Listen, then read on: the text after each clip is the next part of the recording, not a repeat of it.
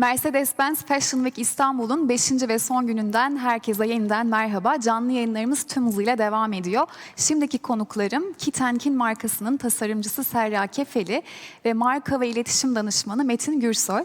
Hoş geldiniz. Hoş bulduk.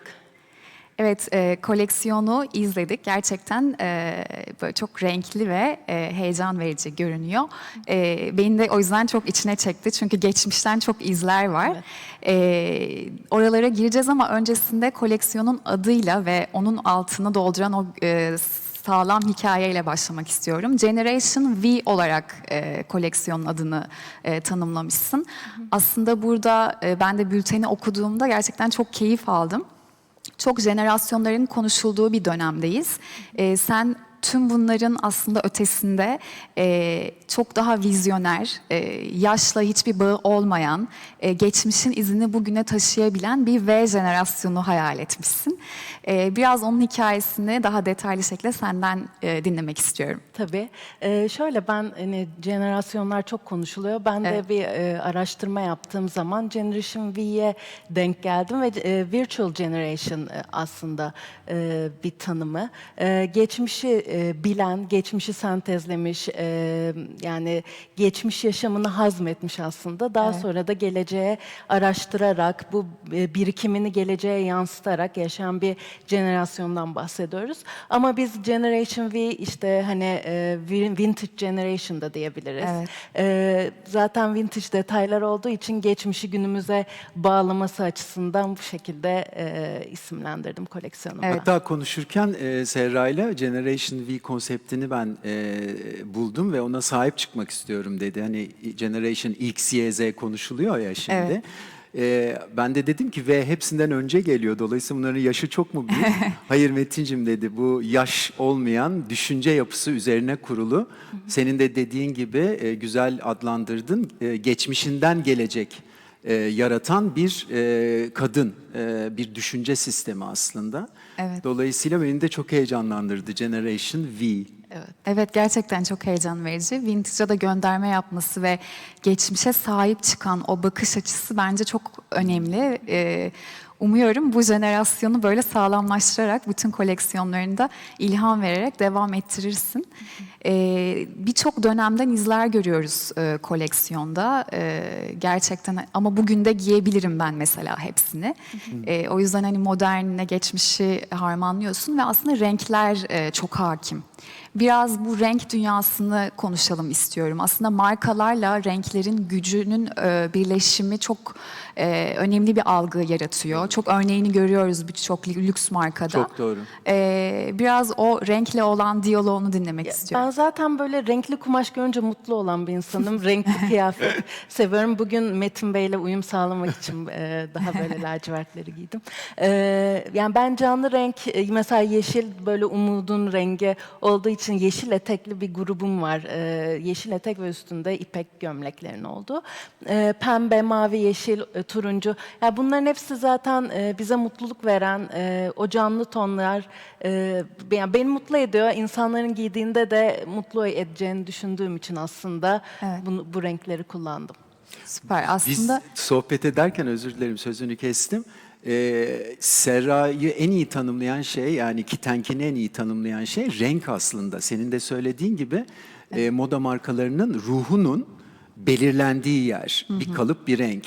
Dolayısıyla belki işte kalıplarını da sen dedin, zamansız şeyler. Bugün giyerim, atmam, yarın da giyerim diye.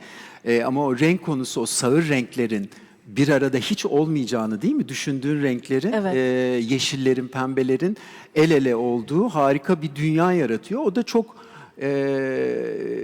fazla modacının başardığı bir şey değil. Yani ben hep o örnekleri veriyorum derslerimde de. Marni'nin, Isabel Marant'ın en iyi yaptığı şey, ben de diyorum sen bizim Türkiye'deki Isabel Marant'ımız ve Marni'mizsin. Renkleri bu kadar güzel kullanan çok az başka tasarımcı var. çok doğru. Aslında pembenin çok hakim olduğu bir koleksiyon ama o pembe aynı zamanda çok güçlü bir kadını da yansıtıyor. O pembeyle yaptığın oyun, işte yeşillerin hakimiyeti gerçekten çok etkileyici. O göktaşları Aynen. bu Evet. arada. Aynen. Onunla Hani, ilgili bir bahsetmiştin yayın evet, öncesinde. böyle bu kadınlar göktaşı, yani pembe göktaşları Kendi yağdı temsil ve bu ediyor. kadınlar dünyaya geldi şeklinde. Çok güzel. Böyle bir masalsı bir hikaye yazdık. Ama hani yani göktaşının pembe olması da mutlu ediyor ya beni açıkçası görünce. O zaman pes pembe bir dünya var Evet, diyorsun bize. Çok aynen. güzel. Ben senin aslında sektörde olduğum yıllar boyunca takip ediyorum ama daha yakın temasımız birkaç sezon önce Tiflis Moda Haftası'ndayken ben senin bir look'unu giymiştim. Etek ceket. Benim hem o vintage hayranlığımı yansıtıyordu. Kalıp olarak gerçekten harikaydı. Birçok mecraya da çıkmıştı. Gerçekten hani kumaşını, dikişini vesaire çok beğenmiştim. Biraz o kalıpla ilgili de senin geçmişten gelen bir şeyin var. Evet, ya- Aileden gelen bir hikayen var. Onu dinlemek Aynen. istiyorum. Yani ben aslında ilk başladığımda vintage ile ilgili bir şey yapayım diyerek başlamadım. Fakat yıllar içinde çizimlerime baktığım zaman bir şekilde kuplarda, kesimlerde benim hani hafızamda vardı sanırım, oraya doğru itti. Benim geçmişimde de hani annem, anneannem böyle bizim evimize terzi gelirdi. Cumadan gelirdi, bizde kalırdı, pazar günü giderdi ve full dikiş dikilirdi evde. Ben sanırım bunu gördüm ve beynimde kodlandı bu. Onun için o kup bana çok yakın geldi ve kullandım. Sonra bakıyorum, bu böyle bir şeye ceket yapmıştım ama yıllar öncesinden böyle bir ceketin varlığı var ama bizimki geçmişten aldı ama günümüzün canlı bir rengiyle kombinlendi Kombinlendi. mesela.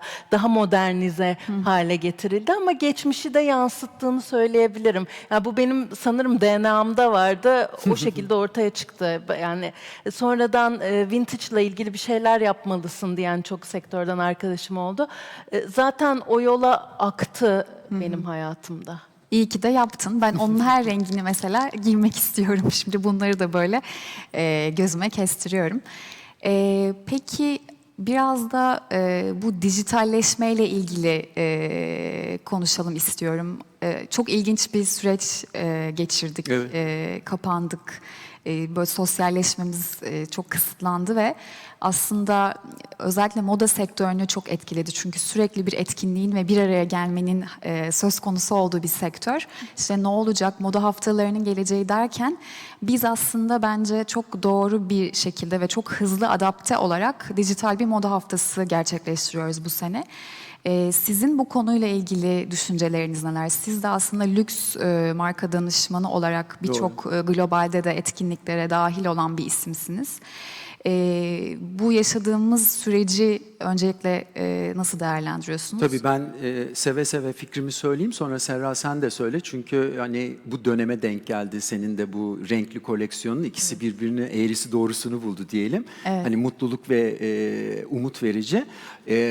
Öyle bir döneme girdik ki artık eskiye dönüş, eski normal dediğimiz şeye dönüşün olmayacağını anladık hepimiz. Bambaşka bir yere evriliyor dünya. Tabii moda dünyası dokunmaya, hissetmeye, kumaşları görmeye, moda haftalarına gittiğimizde sadece o defileyi izlemeye değil, o defilenin yapıldığı şehrin tadını çıkarmaya gidilen bir endüstriydi. Ne oldu şimdi? Herkes kendi dünyasında ve her şeyin dijital ortamda tanıtıldığı, satın alındığı, giyildiği ve hani bütün bunlar satın alınıp giyildikten sonra hangi ortamlarda eğlenilecek, ben onun nereye evrileceğini çok merak ediyorum. Dolayısıyla ben iyi tarafından bakıyorum buna Asena. Bilmiyorum Serra da hemfikir mi? Yaratıcılığı arttırdı. Evet. Şu anda sizin başarıyla Lapart'ın organize ettiği ve devlet organizasyonlarının da destek olduğu bu organizasyon bence şu ana kadar kusursuz ve herkese evlerinden rahat ortamlarda bütün bu güzel koleksiyonları izleme imkanı veriyorsunuz. En önden. Evet, yani 100 kişinin izleyip daha sonra videosunu aklına gelirse izleyeceği bir şovu şu anda moda ile alakalı herkes izleyebiliyor ve yurt dışında yapılan, özellikle Paris Moda Haftası'nda yapılan bir sürü defileyi izledim, dijital defileyi. Yaratıcılıkların tavanına gelmiş durumdalar. Evet, evet. Ben o taraftan bakıyorum ve doğru. iyi bir yere evrileceğini düşünüyorum. Yaratıcılık açısından bilmiyorum, sen ne Ya düşünüyorsun? mesela satış konusunda da en canlı renkler, en şaşalı kıyafetlerimi bu online satış platformlarında ben bu pandemi döneminde satabildim. Sanırım Onu bir ilgi umut görüyor, değil mi? Evet, yani en canlısı, en böyle yani parlak olan ceketler, etekler oraya doğru böyle bir hani bir Doğru. umuda doğru bir akış gibi. Biz bir de mesela çalışma dönemimizde koleksiyonla ilgili de benim 3 sezondur Rabia Yaman'la çalışıyorum ben, styling. Evet. Rabia'yla da bir de birlikte çalıştığımız başka böyle çok güzel bir vintage arşivi olan bir arkadaşım var. Biz birlikte üçümüz aslında WhatsApp üzerinden yani çok şey öğrendik, kapandık içimize ama bir şekilde çok şeyde açıldı, zihnimiz açıldı ve yani kısa bir zamanda çok fazla şeyi öğrenme fırsatımız oldu. Kalıp konusunda, kesim konusunda. Daha sonra koleksiyon bir şekilde ortaya çıktı ve şu an sunuluyor. Evet, aslında hepimiz için mecbur olduğumuzdan dolayı başlayan ama yaratıcılığımızı da tetikleyen bir Doğru. süreç oldu. Şu anda da aslında onu deneyimliyoruz. Bence işte daha önceki röportajda da konuştuğumuz gibi hani elbette tamamen dijitalleşmesi değil belki ama bunu dengeleyerek, hep hayatımızda bu dijitali var ederek İşte daha güzel buradayız şekilde, fiziksel olarak, öyle düşün. Evet, daha dengelemiş oluyoruz aslında. Doğru. Daha güzel şekilde devam edeceğiz. Peki biraz kumaşlardan da bahsetmek istiyorum ben. Aslında böyle vintage deyince, işte ceketler, etekler deyince çok böyle giyilmezmiş, çok yorucu, sanki kullanımı zor gibi bir algı doğabiliyor ama gördüğüm kadarıyla çok böyle uçuş uçuş, çok akışkan kumaşlar hakim koleksiyonda. O noktada bize daha çok bilgi verebilir misin? Ya mesela ipek ben hep Evet. kullanmayı seviyorum. İpeğin o akışkanlığı hoşuma gidiyor. Gömlek olarak da. Ya ben kendi giymeyi sevdiğim şeyleri yapıyorum sonuçta. Benim dolabımda da en çok blazer var, etek var. Zaten pantolon yok koleksiyonda. Tight var sadece. Ya ben aslında kendime anlattığım açıkçası bir koleksiyon olduğu için en sevdiğim ürünler etek, gömlek, blazer ceket, belki hani tek tük elbise, uzun ceketler gibi yani. Ayrıca tweet çok fazla kullanımı Evet. var.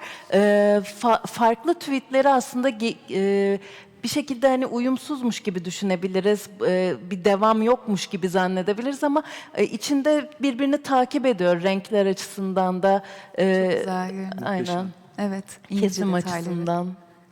Çok güzel. İşte bu uyumsuzmuş gibi gözüken renklerin o birlikteliği markanın ruhunu çok iyi anlatıyor. Evet. Yani o devrimci ruhu aslında pembe taşlar, pembe taşları, devrimci ruh, vizyoner kadın, geçmişinden gelecek yaratan kadın. İşte farklı printleri, farklı renkleri aslında Aynen. uyumsuz Ve şekilde bir yani arada bugüne kullanmak. kadar ben seni 2014'ten beri takip ediyorum.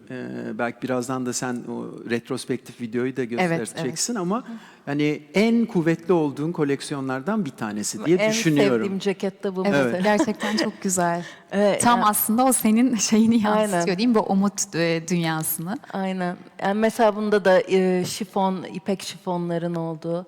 Yani en çok sevdiğim renk geçişleri. Aslında kendi dünyamı anlatıyorum dedin. Biraz ona değinmek istiyorum. Özellikle pandemi döneminde tasarımcıların kapanıp kendi iç dünyalarını, kendi vizyonlarını anlattıkları koleksiyonlar, sonuçlar daha da anlam buldu. Yani çok böyle ona ait olmayan, fake olan şeyler değil de gerçekten onun içinden çıktığına inandığımız şeyler karşılığını buldu. Samimi, evet. Biraz o konuda sizin Tabii yorumlarınızı şöyle, alabilir miyim? Serra da özellikle o kapandığı dönemde sevdiğim de bir dostum olduğu için aralarda biz sınırlı da olsa görüştük pandemi döneminde. O dönemde ben şunu fark ettim, moda dünyasında, yurt dışındaki pek çok modacıda kişisel karizmalar öne çıktı. Yani siz yaşantınızı senin dediğin gibi sen kendi sevdiğin şeyleri koyuyorsun buraya. Satacağına inandığın, pazarda gördüğün bir boşluk var. Bu kadını böyle giydireyim de iş kadınını falan giydirmeye soyunmamışsın. Burada sen kendi rahatına düşkün, şıklığından vazgeçmeyen, umut dolu bir kadını şey yapıyorsun. Sen de öylesin. Ve o yaşantını yansıtıyorsun. O şu dönem önümüzdeki 5-10 sene içinde ana akım olarak gözüküyor. Yani siz eğer bir moda tasarımcısıysanız hayatınızı da göstermek ve paylaşmak durumundasınız.